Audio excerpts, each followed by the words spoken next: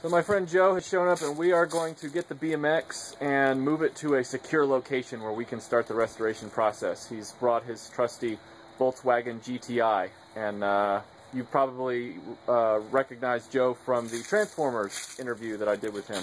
But he's also going to help me with this BMX restoration. So here we go. There we go. Right where I left it.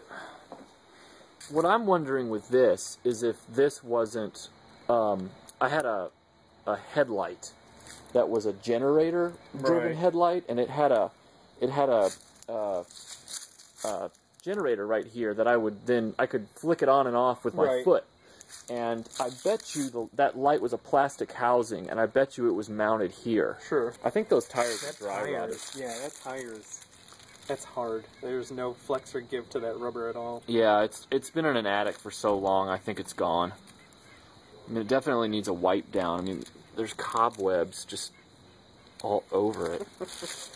And I don't know if we can fix this or not. Maybe if we take this off and wrap it around something to redo the leather. I think what's happened is the foam has disintegrated underneath the wrap. Was it sitting on something there that caused that depression, or? Yeah, it was, well, no, not really, but there's this foam, and I think that foam is rotting away. Yeah.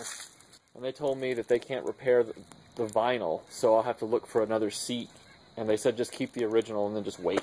So I'm like, alright, well, and then of course with this handle, like I showed you before, it's got that dimple in it from sitting on that beam, so we'll have to look for those. Right.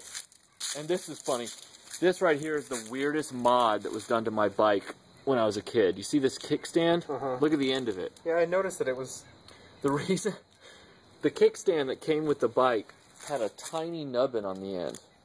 And it wasn't ever wide enough so that when I would kick it to the ground, the bike would just tip and fall over. So my dad took an acetylene torch and heated it up and bent it further so that it would actually stand up. So that's something I don't think we can fix. I don't know if we should. Replacing that peg if you wanted to take it back to its original state. It's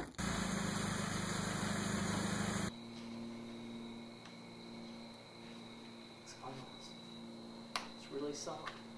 Oh, really? Yeah. Probably because it's nearly toast. Actually, it looks like the vinyl's held up pretty well by some miracle. Is it possible that it's bent? Ah, that's why. Oh, it's bent? No. Oh. It's got a little clip that's holding it on that fork. There we go. Oh, wow.